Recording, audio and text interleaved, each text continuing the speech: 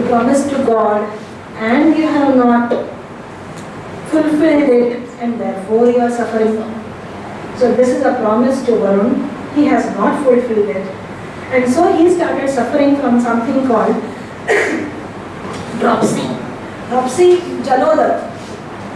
But he is a father and the son is very near and dear to him. So he says to his son, dear son, run away. Don't fall in the clutches of Varun. Then you have a conflict between a mental conflict which the son undergoes. Son goes away, but he comes to know that his father is suffering and so tries to come back.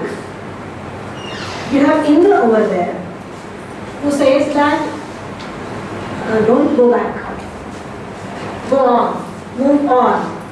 And there you have the message of action. Be active. Some kind of a philosophical message, I won't say philosophical, some kind of motivational message, which you have so many motivational messages being circulated. So the messages which are given by Indra are very, very beautiful over there. And in that angle also the story is very important. One place he says, Indra says, see, the fortune or destiny of a person sits when the person sits idle. Aste bhaga asenasya. When the person stands, it stands up. Yat tishtati tishtataha. Stands up. Shete nipatyamanasya. Which means when he was sleeping, your destiny also sleeps. And then he says, charati charato bhagaha. Fortune moves of a person to moves.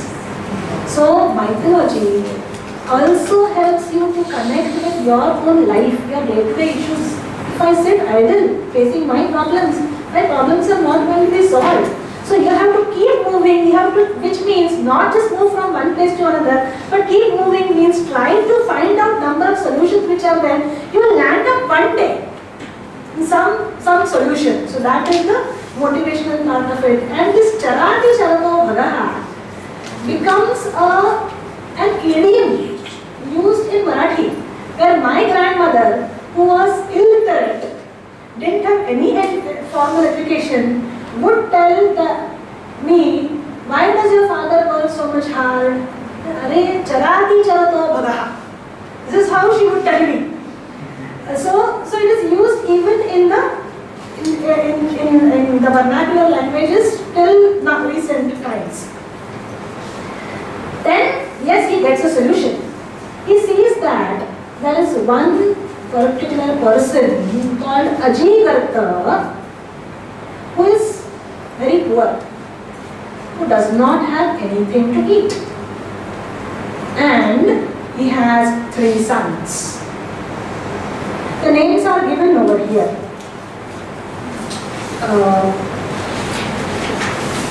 Page number 520, 4th paragraph. Rohit then wandered for the 6th year in the forest. And he wanders in the forest, okay? We'll keep that idea also aside for some interpretation. Further, he wanders in the forest.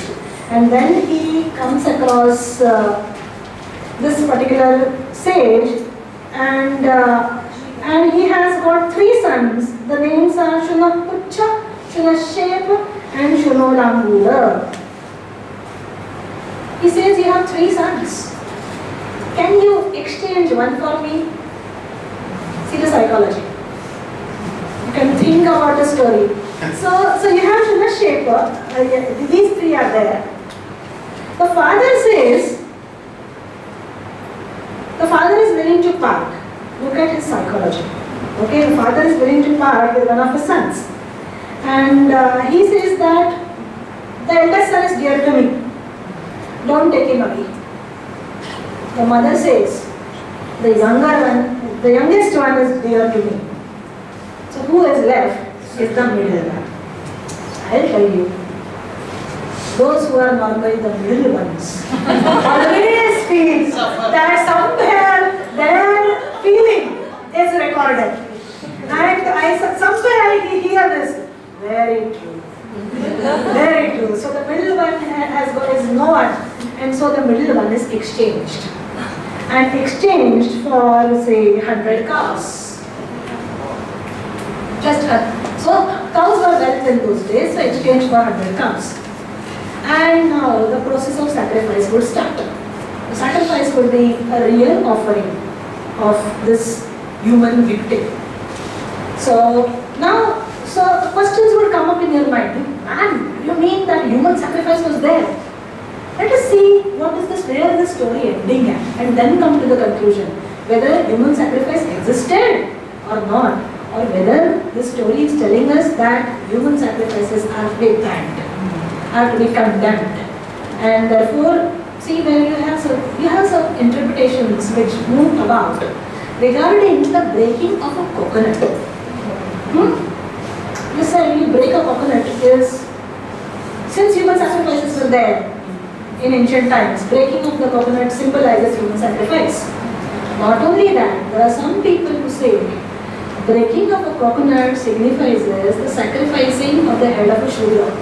And this is how the Brahmanical tradition was always against the Shudras. But if you read this, you understand that tradition was not against anyone as such. Rather, it protested against such kind of practices and thought of some other way. Okay? So this Varuna may be, see, the entire structure indicates that this is the story is in a totally different setting. So is he a god who wants human blood? If you see the character of Varuna in Vedic literature, it's not so. So you have to interpret it in a different manner. There's a need of a different kind of an interpretation over there. Okay? Further, now what happens? But still, on the physical level, you see the psychology. This child is brought in the sacrificial scenario.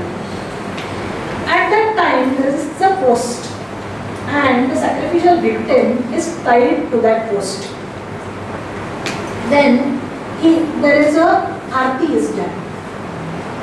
And then, the sacrificial victim is smothered. Means its breath is stopped.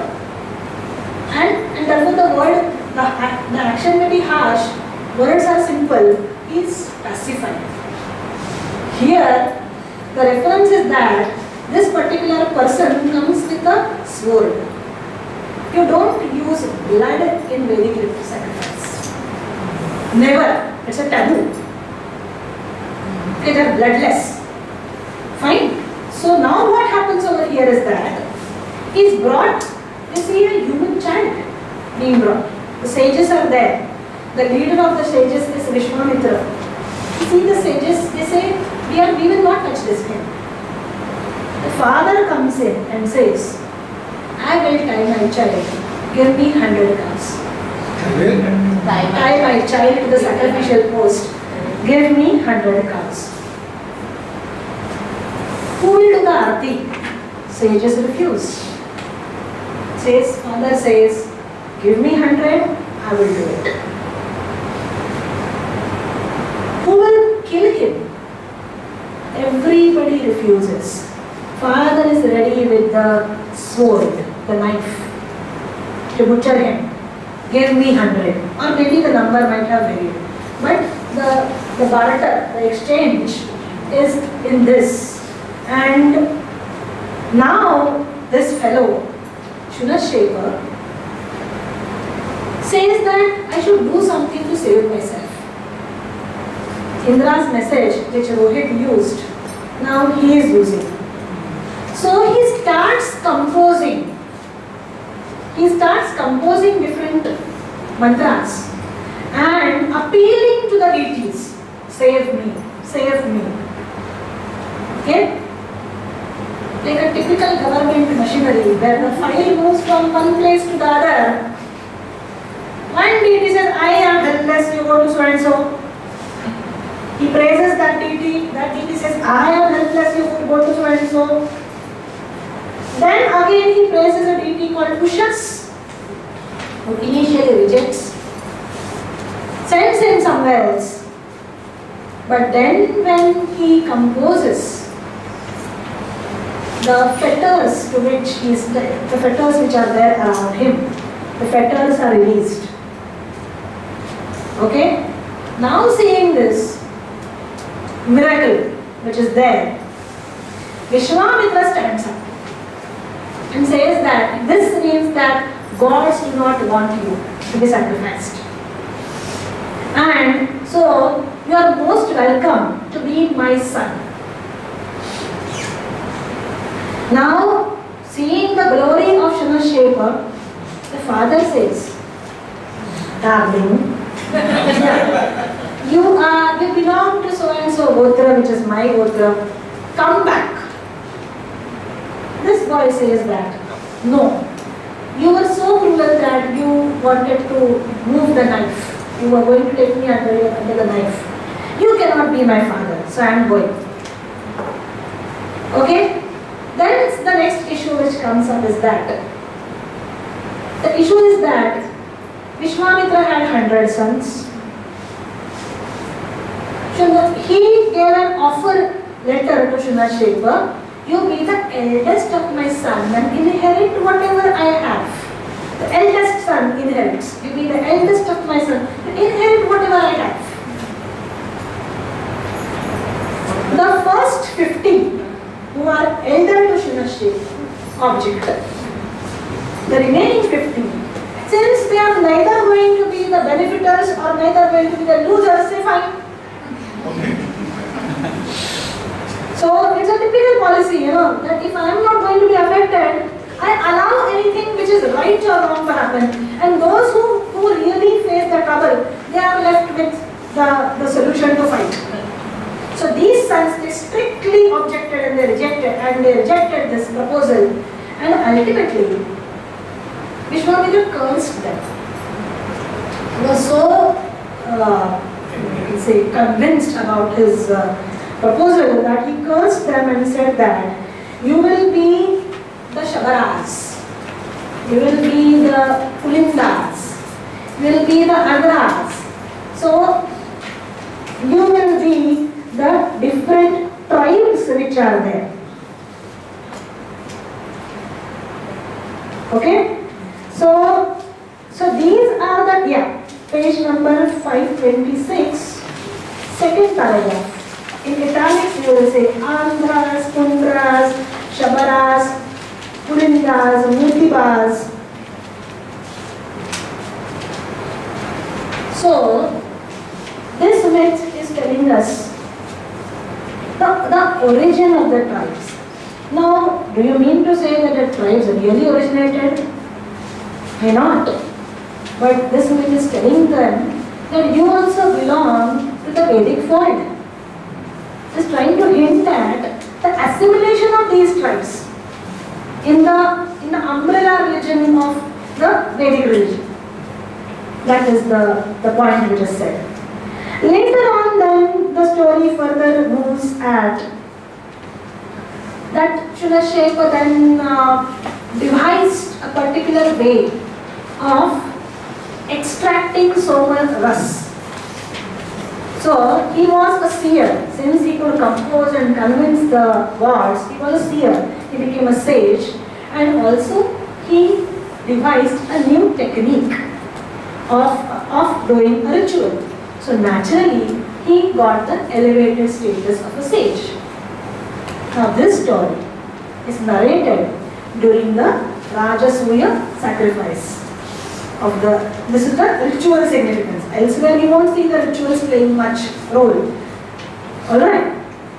So you can see, you can have a feminist reading of it, you can have a sociological reading of it, you can see the issues of kinship arising from this story. You can see the psychological aspects, you can see the helplessness of, see at times certain situations happen when a person is utterly helpless. But somewhere the story is trying to tell us that you should actually be able to differentiate between need and greed. So 100 cows are given, fine, but still you want more, and to that level that you are there to kill your son when others are denouncing this act. Okay, so ultimately the human sacrifice didn't take place, and it is denounced, it is criticized. The sages, the entire community of sages refused to it, which may be a shift which has taken place, a religious shift, a ritual shift which has taken place. So many dimensions. So it is only one story, one myth, but there are a number of dimensions to it. Now, interestingly, this myth has been dealt with extensively in other texts also. Say for example, you can see the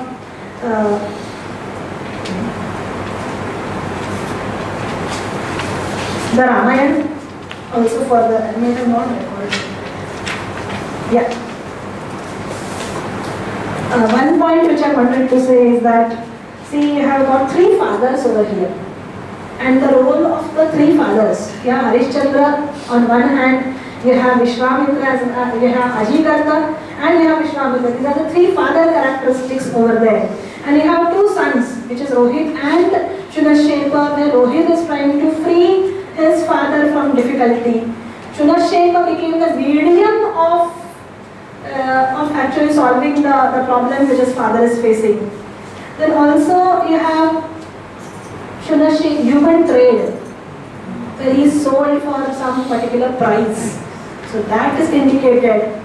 Many issues like adoption, and this story is used in the Smritis regarding for writing laws of adoption.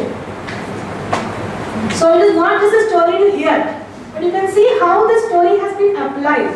In the Vasishtha Smriti, you have some kind of a reference to the story where the Kutrima son, now he is not the Aurasa Putra, he is a Kutrima. So what type of rights will he have? If he is a Datta Putra, what type of rights he will have? So many things which are there, so many points which are there, where the story becomes an evidence, is used as a precedence that this happened. So now regarding the rights of Kritrima Putra or Dattaka Putra, you can follow whatever is given over here. So in this way you can see the story being used. Then there are narrative literature has played a lot on the story. So you have the Ramayana, the story that does occur in the Mahabharata. In the Brahma Purana, the story also occurs. Now here in the Ramayana you don't have Ambarish, you don't have Harishchandra, you have Ambarish. Okay, because and you have Ambarish, you have the sacrifice is again there, but a sacrificial victim is abducted by Indra. You don't have Varun playing any role, because there is no name for Varun at that time. Varun slowly and slowly became such a minor god that he phased out. You have Indra, who is always eager and alert to see that nobody takes his position when he abducted the sacrificial victim. Then what is to be done? Either you get the victim back or replace it by a human victim. Then you can see with the intervention of Vishwamitra. And then again the sons are refused and cursed. So if you read this particular story, you understand that the background of the story is that Vishwamitra had taken Ram and Lakshman to the court of Janak, where the story was narrated, and this story glorified Vishwamitra. So you have a context, you can understand why these are the changes. Harishchandra belonged to the dynasty of Ram. So Harishchandra cannot be painted black. So you have Ambarish over there. What's changed? In the Brahma Purana, you have reference to this particular story, which tells that Ajigartha, since he sold his son he became Pishacha after his death. So this is trying to induce morality, one function which Campbell tells us, isn't it? So this that morality. So don't practice human trade. You become Pishach after death.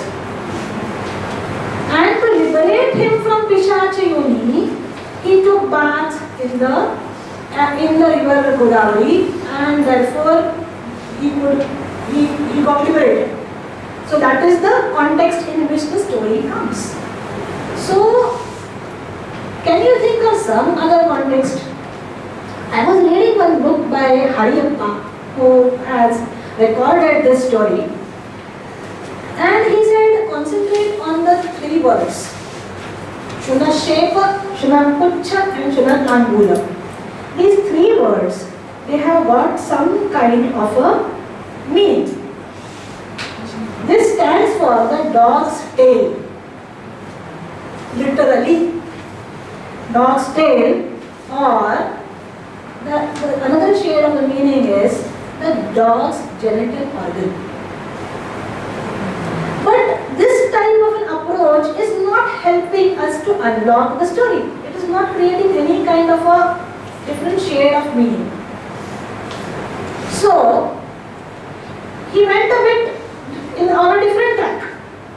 He said that the word shaper stands for ray of light.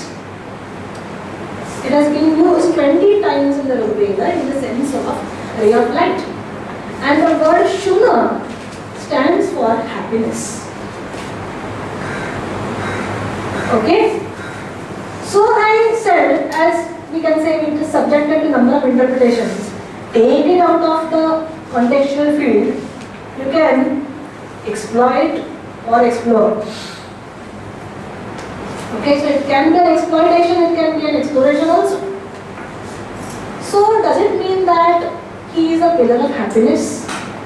Since he saw the entire kathas, since he saw the entire, he devised the entire ritual. Rohit is a climber. Forest is his journey. Can we think of this kind of a symbol where there is a journey of a particular person, and there he is seeing such type of different concepts which are coming in his way to lead to the ultimate goal, to lead to happiness? Is it possible to do that? We can try to explore it. So we can bring about etymology. We can bring about spirituality, we can bring about philosophy. We can think of the journey of a person, an individual person. So is he facing so many problems which he is coming across? Does the entire sacrifice, does the entire structure go right on the sufferings of an individual? I am raising these questions because I have still not yet concluded. I have come to a particular answer to it. So is it possible? Can we think in this particular manner? So, if we introduce contextuality of the sacrifice, if we introduce contextuality of a text, you can get the different shades of meaning. The feminist reading, the issue of kinship, the issue of human trade, human sacrifice, so many issues, so many historical questions are there, so many sociological questions are there. If you are thinking of the contextuality, remove it from the contextuality and try to understand the myth in a different angle. Try to find out the internal meanings which are there in these words. Maybe they are cryptic. We have always said that myth or whale's truth. Maybe this is a whale. It's a story itself trying to tell us that don't engage in the play of words which are there. Maybe there is something else. As I told you, the fourth dimension as such, not just the three dimensions. The fourth dimension is it leading to something different? That is what is, I'm leaving that to you. Okay? This is just some questions which are there as how do we look at mythology. These topics I had just raised initially also in my lecture. whether we take them as fact or as history or untruth. Because there's a saying in Marathi which says, Puranatli Vangi Puranak Asudhan. Now this Vangi is a very wrong word. It is Vanagi, which is Udaharan, which means reference, explanations. Let them be in the Puranas. No, they can tell us something more about it. So, also certain questions which I would like to leave them to you. You can think of answering whether it is, have our approaches changed over years? Is it our disconnect with our mother tongue? This is one serious problem which I wanted to raise over here. Is it our disconnect with our mother tongue due to which we are losing so many cultural and mythological concepts which are there? Because when I was reading P.L. Deshpande, I was sharing that with my daughter. And in one sentence he said that, referring to Marathi and translated into English, त्याने परमेश्वराचा पहिला अवतार स्वाहा केला. So he consumed the first avatar of God. Now this, my daughter who reads English, didn't understand, because this Parmeshwara's पहिला avatar is Matsyavatar, and that particular person consumed fish. So the plain thing which was said, that he ate fish, Pula took it in this manner. But this is a very beautiful way of expression, isn't it? But she couldn't understand this Pahila avatar, and she couldn't understand the concept Swaha.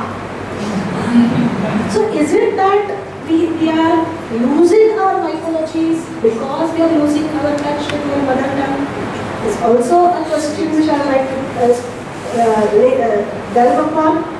And what type of study will you think about further? About which you can say preservation, documentation, and so you can begin it with your own family, finding out the genealogies. In that effort, you will come across some mythology. Like when we were studying about the Kokanastha Brahman family, I came across the mythology of Parshuram, pushing aside the ocean and creating land. So this is mythology which I fell upon when I was trying to find out my family history. Also trying to note down different gods, different practices which are there, which also tells us different food practices also which are there. So many things, if we start documentation, that is also possible. And the issue which Utkarsh has raised, that is acceptance with tolerance towards different interpretations. Because ultimately, we believe in the principle of live and let live. Let one truth exist. At the same time, let somebody else's truth also coexist. Okay? So I thank Dr. Sunil Karpara who started this, who worked hard towards this endeavor, and also Anusha who initially helped me in my work. Yeah. Thank you. That we are standing on the threshold of a new beginning, where we are synthesizing into a global mythological community together. I heartily thank Dange Man for being our root and Madhvi Man to be our wings to take us forward. And thanking all our fellow mates, Sunil, of course, Anusha, thank you so much. And I'm sure that this is the pathway of a new beginning, and all our seniors are there and mentors are there to give us illumination and show us the way ahead. Thank you so much. Thank you.